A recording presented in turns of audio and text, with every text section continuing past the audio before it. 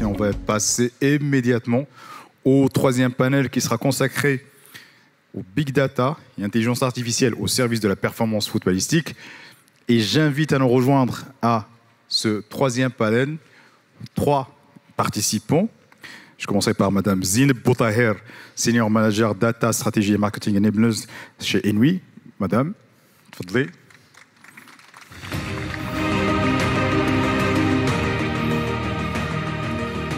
C'est Ghali Bouhassis, Director of Sales and Partnership chez Opta. Merci beaucoup, c'est Ghali. Et Walid Do, Directeur Général chez Cleveretics. C'est Walid, merci beaucoup.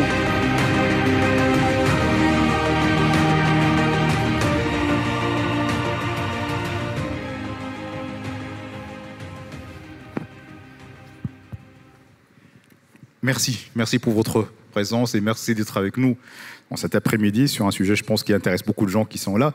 Et on a commencé déjà à parler des sujets qui sont liés à l'utilisation de la data, à l'intelligence artificielle dans le domaine du sport. Je sais que c'est encore une niche. Enfin, je pense, vous allez dire oui ou non. C'est encore une niche. On est encore au début de l'utilisation de la data, de l'intelligence artificielle. Je vais commencer à faire un tour. Enfin, pour vous trois, et je vais commencer par vous, Madame Zineb. Justement, comment vous voyez l'utilisation de la data et l'utilisation de l'intelligence artificielle dans le domaine sportif et pour justement renforcer et la mettre au service de la performance, pas seulement footballistique, mais aussi la performance sportive en général. Merci pour l'invitation et ravi d'être là aujourd'hui pour discuter cette belle thématique. Au fait, comme tout le monde le sait, les décisions... Un peu proche, ça. Ouais. Les décisions dans le monde du football ont toujours été basées sur de la data. Quand on voyait le coach qui passait la rediffusion des matchs pour voir et en extraire les pain points, ce qui a bien marché, ce qui a moins bien marché, c'est de la data que le coach extrait et traite à son niveau. Donc, mais c'est de la data qui n'est persistée nulle part. Donc, par la suite, on a vu émerger des business qui se sont spécialisés dans la collecte de la data footballistique, mais de premier niveau, genre de la donnée descriptive. Donc, on capturait, par exemple, le nombre de tirs, le nombre de dribbles, le nombre de passes décisives, le nombre de tacles, etc., la vitesse, la distance parcourue par les joueurs, etc. Donc, à partir de ce moment-là, on a commencé à traiter ce flux de données et le visualiser, le préparer un peu pour les coachs et pour les agents sportifs pour les aider dans leur prise de décision. Mais par la suite, la chose a évolué. Le besoin était de passer de données descriptives, des données qui vont décrire le match, vers des données contextuelles pour avoir plus de contexte. Je m'explique. Donc on a commencé à penser à collecter la localisation des joueurs sur le terrain. Et puis, dans un second temps, on a commencé à analyser le mouvement d'un joueur, donc à travers l'analyse de la vidéo, non seulement sa position, mais aussi son mouvement. Donc, en plus de cela, on a commencé à collecter des données via des capteurs qu'on mettait un peu partout, à travers des objets connectés, comme le protège tibia connecté, le t-shirt connecté, etc. Donc, à partir de ce moment-là, on est passé vers une ère où le flux de données était énorme. On commence à parler de grands volumes de données. Et même en termes de variété de données, la typologie de données était différente. Donc, un système de données de BI classique ne pouvait plus supporter ce genre de données. Donc, c'est là où on est passé vers la Big Data. Donc, la Big Data nous a ouvert la porte pour traiter une grande variété et un grand volume de données.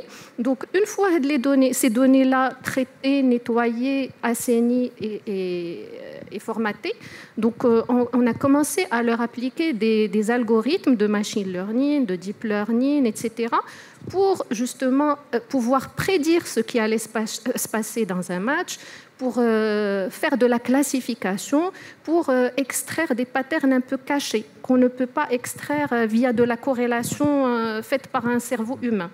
Donc, et c'est de là où sont nés plein de use cases dans le monde footballistique, notamment le grand classique qui est le XG, le Expected Goals.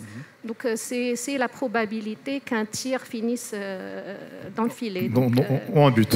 Se transforme en un but.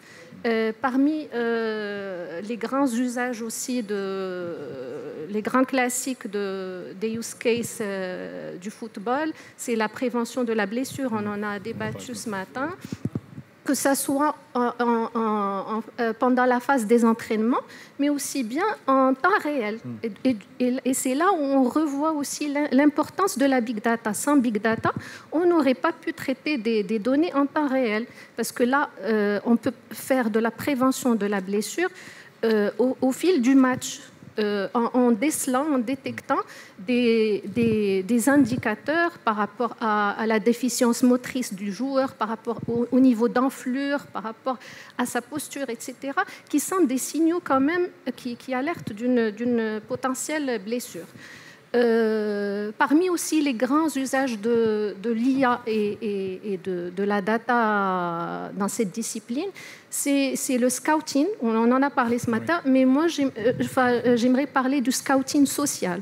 Donc c'est quand on analyse tous les commentaires, les interactions des fans du club et des fans du foot en général, où il parle, il cite des talents cachés, ça de 1, soit pour déceler des fleurants des clubs de division inférieure, soit pour mesurer la popularité ou bien la réputation du club lui-même.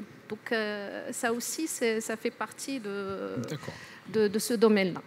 C'est très intéressant et c'est très passionnant parce que normalement, quand on imagine la data, les informations, c'est juste les statistiques qu'on voit à l'écran pendant un match, etc. Mais là, je pense que ce que vous dites va au-delà de tout ça.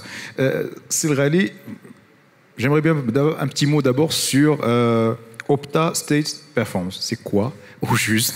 Comme ça, les gens qui sont là pourraient très bien comprendre cette entité. Alors, bonjour à tous, je suis très ravi d'être parmi vous, bien sûr. Opta est une marque de Stats Perform qui est une boîte américaine et anglaise. On est le leader mondial de la collection d'abord de la donnée, et on a 2 types de données que nous collectons. Des données, ce qu'on appelle le event data, donc c'est toutes les données qui sont liées au ballon, touche, passe, centre, tir cadré, etc., etc. Et on a ensuite le tracking data qui est la data de positionnement et physique, nombre de kilomètres parcourus, l'intensité de la course, etc., etc.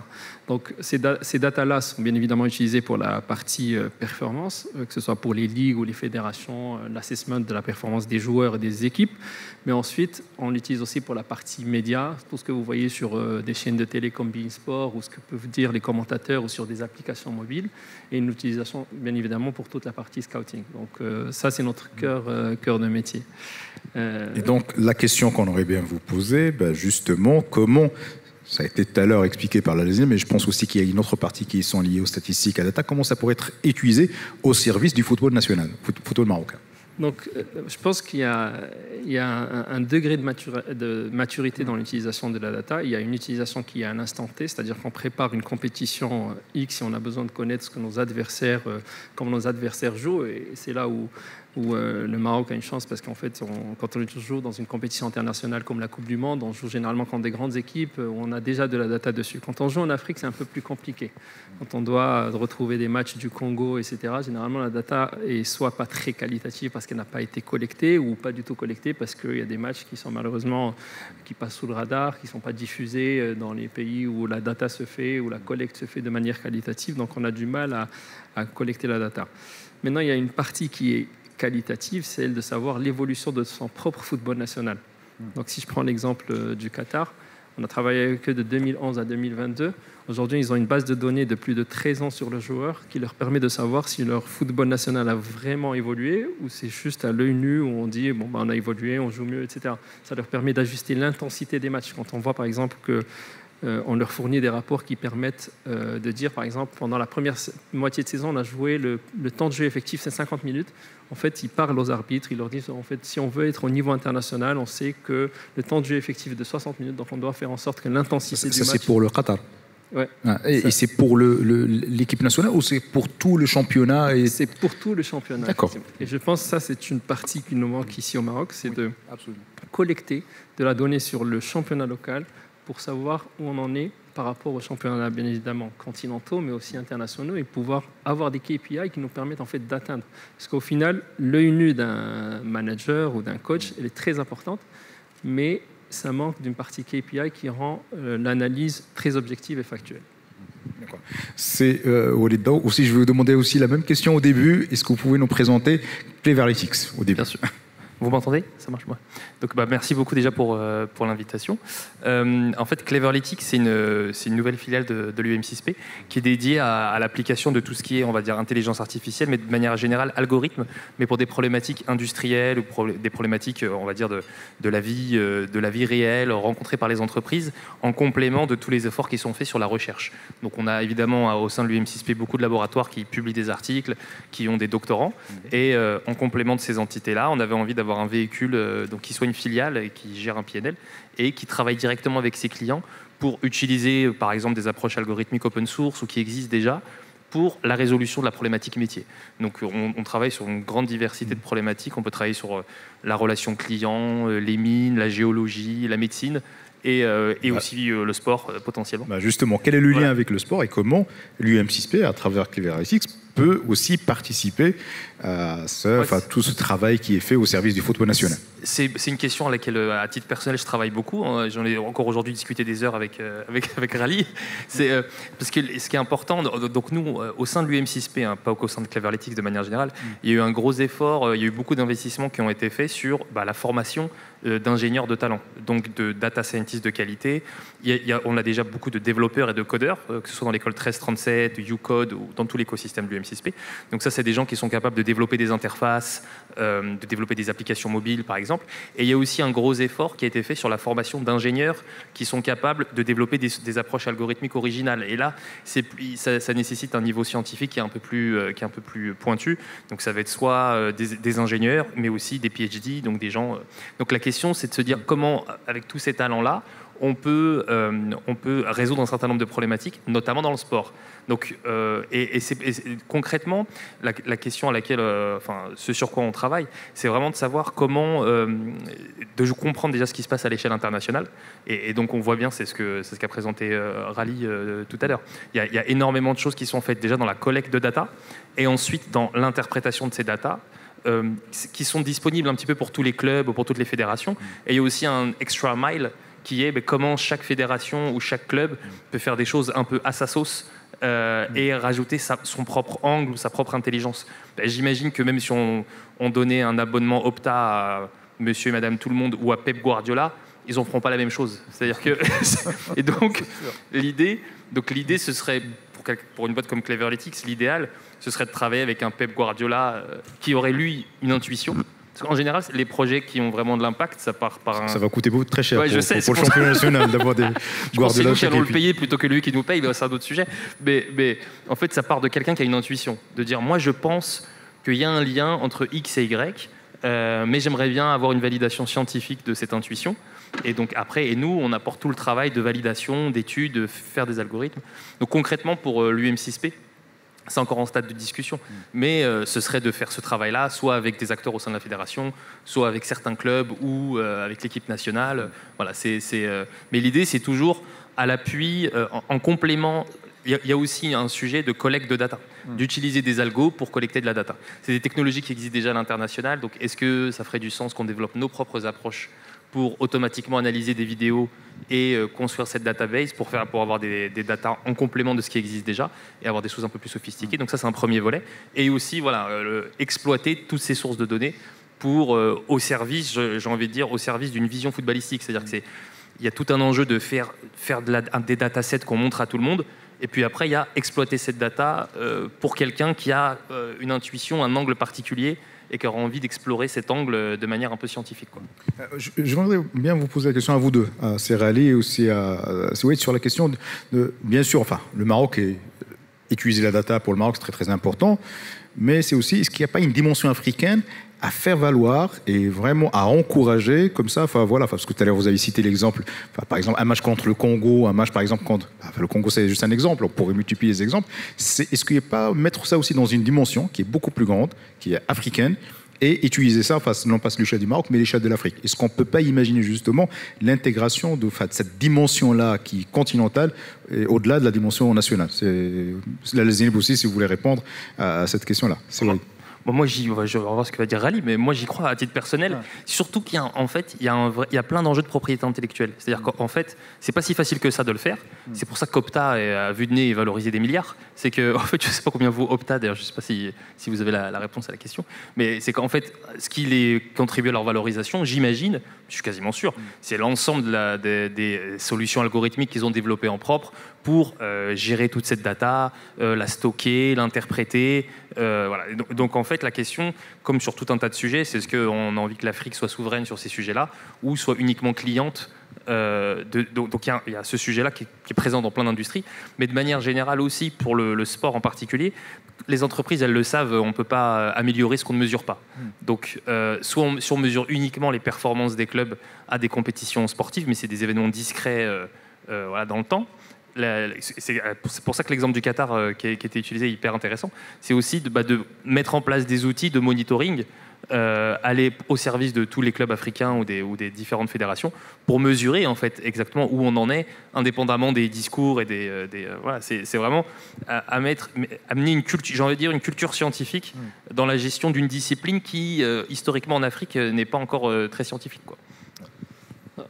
Alors, je rejoins ce que disait Walid. En fait, le Maroc peut être effectivement un hub, un data center pour l'Afrique. Aujourd'hui, nous, on collecte notre data dans 3 différents data centers qui sont en propriété d'Opta. Il y en a un en Inde où on collecte de la data sur les sports qui sont spécialisés, comme le cricket par exemple, ou les sports américains, etc. On a un data center qui est en Irlande où on a bien évidemment du personnel qui collecte de la data sur le rugby, rugby union, rugby league, etc. Et on a un data center en Portugal, à Aveiro, qui collecte tous les sports type football, tennis, etc.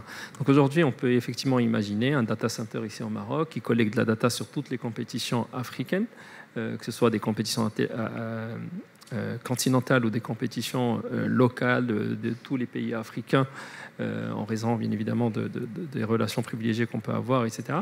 Et en fait, effectivement, le Maroc peut être centre de cette data collection et ça ferait effectivement sens que ce soit une coopération sud-sud ou la relation de confiance que peut avoir la fédération marocaine avec les autres fédérations africaines, avec la CAF, etc., pourrait créer effectivement un projet de création de database sur tout le football africain qui faciliterait, je dirais même, les transferts de l'Afrique en Europe, parce qu'aujourd'hui, une des problématiques que les Européens ont pour recruter en Afrique, c'est qu'en fait, quand ils scoutent un joueur, ils viennent le voir, mais ils vont le voir sur 2-3 matchs, mais ils ne savent pas ce qu'il faisait il y a 4 ans. Ils ne savent pas, en fait, s'il était aussi performant, etc. Donc, effectivement, c'est quelque chose qu'on pourrait explorer et qui pourrait être très intéressant à faire ici au Maroc. Alors, il y a une question qui est posée. Enfin, quand on parle de la data, ce sont des données qui sont généralement à caractère personnel. C'est-à-dire qu'on vous avez dit tout à l'heure, voilà, enfin, on va chercher un joueur, on va voir, enfin, au niveau de son recrutement, dans son quartier, là où il est, ce sont des données qui appartiennent à cette personne. Est-ce qu'il n'y a pas des problématiques éthiques qui sont posées justement dans cette utilisation de la data? Enfin, on sait que les problématiques existent à plusieurs niveaux, mais là, enfin, dans le domaine sportif, est-ce qu'il y a des problématiques qui sont d'ordre éthique qui sont posées? Au fait, le football analytics hérite des mêmes challenges que de n'importe quel chantier de data analytics. Mis à part le côté éthique, il y a d'autres challenges que je citerai d'ailleurs. Premièrement, il y a le challenge technologique qui est lié à la data elle-même. Donc, le principe de garbage in, garbage out reste valable. Donc, c'est-à-dire on insère de la donnée de mauvaise qualité en sortie, on a des insights de mauvaise qualité. Il y a le deuxième challenge qui est le biais algorithmique. Donc, des données biaisées égale des insights biaisés. Donc, et on est face à des algorithmes qui ont un niveau de précision, c'est jamais 100%, donc on peut être dans des cas d'erreur. Deuxièmement, c'est le volet humain, parce qu'on est quand même face à une problématique de change.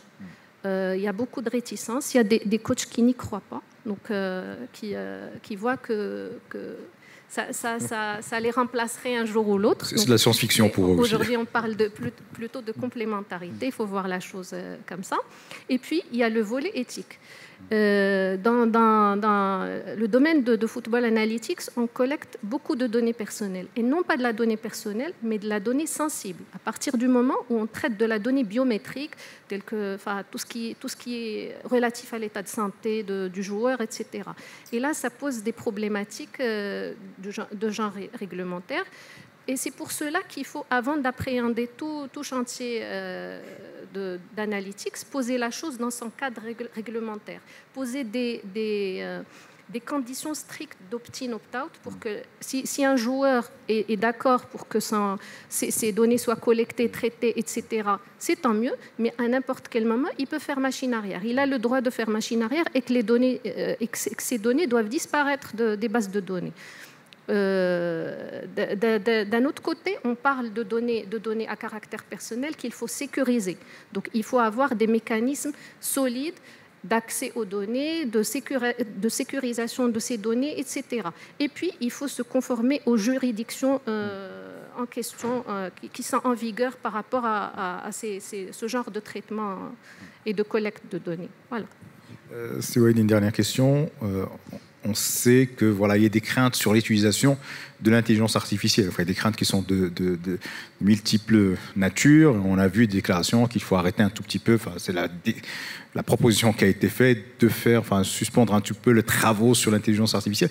Est-ce qu'il n'y a pas ce risque-là, même dans le domaine du sport? Vous avez dit tout à l'heure, par exemple, un coach qui sera remplacé par une intelligence artificielle. Est-ce qu'il n'y a pas justement ce risque de dérapage de l'utilisation de l'intelligence artificielle dans le domaine du sport? C'est mon opinion personnelle, je pense pas du tout. Si on prend un exemple comme le Real Madrid, par exemple, où comme je suis fan, un peu comme Rally, on avait suivi l'impact de l'arrivée de Zidane comme coach, où en fait c'était exactement la même équipe. Oui. Mais juste parce que lui-même était un ancien grand joueur, d'ailleurs même pour des raisons sans doute qu'on ne connaît pas, mais pour l'intimité des discussions qu'il y avait dans les vestiaires, a fait en sorte que la même équipe est devenue tout d'un coup super performante et qu'ils ont enchaîné les victoires. Qu'il y a plein de choses qui relèvent de la psychologie, ce qui relève du corps, ça relève de choses hyper intimes, ce qui fait qu'un joueur va être plus motivé qu'un autre. De l'humain. Voilà, c'est humain, tout simplement. Donc du coup, je pense qu'il y a plein de choses qui ne sont pas capturées. En fait, parfois, le fait que tout le monde n'a pas forcément la culture scientifique nécessaire pour comprendre comment ça marche. Mais si on comprend comment ça marche, paradoxalement, même si c'est complexe, on se rend compte que c'est limité. Plus on comprend, plus on se rend compte que en fait, ça fait des statistiques un peu avancées. Et même quand ça génère du texte, ça génère du texte de manière statistique. Quand ça fait des prévisions, ça fait des prévisions de manière statistique. Mais il y a tout un tas d'informations qu'on ne peut pas capturer, en fait, et qui sont hyper importantes, et qui font la beauté du foot ou la beauté du sport, quoi. Donc, un dribble de Messi ou une passe de Toni Kroos n'a rien à voir avec les statistiques. Donc, exactement. Ouais. Donc moi, j'ai pas ces craintes, en tout cas, pour le football. Peut-être qu'au contraire, je pense que s'il peut y avoir, c'est une espèce de surabondance de data. C'est qu'en fait, même les grands joueurs vous disent, en fait, je voyais une interview de Benzema il n'y a pas longtemps où il disait on a tendance aujourd'hui à juger les joueurs uniquement sur les chiffres. Et ce qui n'est pas faux, c'est qu'en fait, parfois, on ne peut pas capturer ou quantifier, en tout cas. On ne peut pas quantifier l'intelligence de jeu, le placement. On pourrait, mais c'est compliqué. Et donc, du coup, je pense au contraire qu'il y a parfois l'illusion de la science. On croit que c'est scientifique, alors qu'en fait, il y a plein de choses qu'on ne peut pas capturer via cette data, quoi. C'est Rally, une réaction aussi par rapport à ça. Est-ce qu'on ne pourrait pas vous accuser de dénaturer le foot, lui enlever ce côté humain, ce côté spontané, côté naturel, et le remplacer par cette surabondance de chiffres, de data, de statistiques? À quoi ça sert réellement? Alors, je ne vais pas défendre ma paroisse parce qu'en fait, on a l'humilité de toujours dire à nos clients, avec les fédérations avec qui on travaille, en fait, nous, on ne vous fait pas gagner les matchs, mais on vous aide à prendre des décisions qui sont sur des bases factuelles. Un exemple très concret, aujourd'hui, On parle souvent de passes réussies.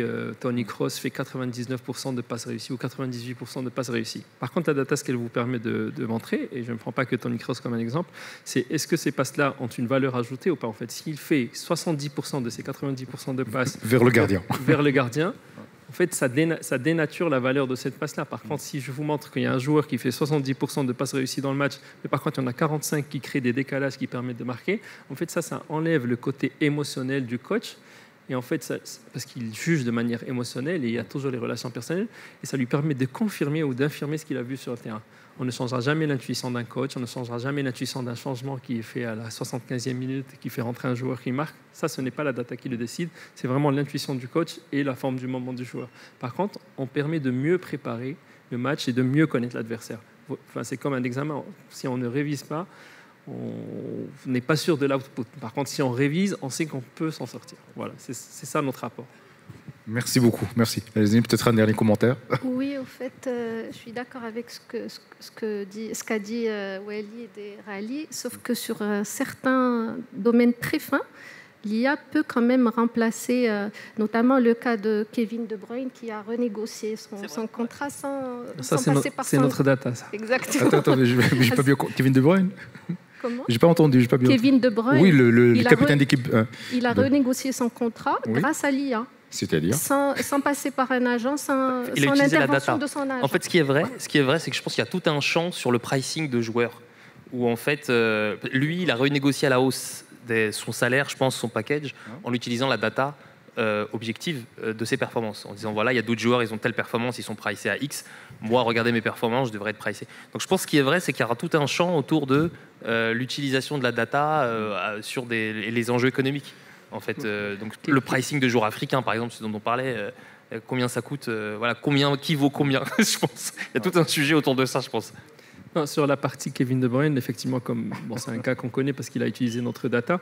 Effectivement, en fait, sans agent, lui, son approche était très mathématique. Effectivement, c'était de démontrer à son club à quel point c'était le meilleur milieu de terrain de la Première Ligue. Oui. Et en fonction des salaires, bien évidemment, qui sortaient, il a juste positionné le fait qu'il devait avoir le meilleur salaire de tous les milieux de terrain de toute la Première Ligue parce que la data le démontre. Voilà, c'est comme ça qu'il a négocié son salaire, sans agent, sans rien. Et effectivement, il a été entendu par la direction. Parfait. Et c'est là où les clubs nous détestent. Ah, vous détestez, vous ? Sur ça, oui, ils nous détestent parce qu'on aide parfois les joueurs à mieux négocier leur salaire à travers, en fournissant des datas. J'espère que vous avez une bonne commission sur ce genre de choses. Un dernier mot, je pense, non ? Merci beaucoup. Franchement, c'était très passionnant et très, très intéressant. Et merci beaucoup. On vous remercie encore une fois, la Zineb. C'est El Rallé et c'est Walid. Merci beaucoup pour vos interventions et pour vos éclairages. Merci beaucoup. Merci.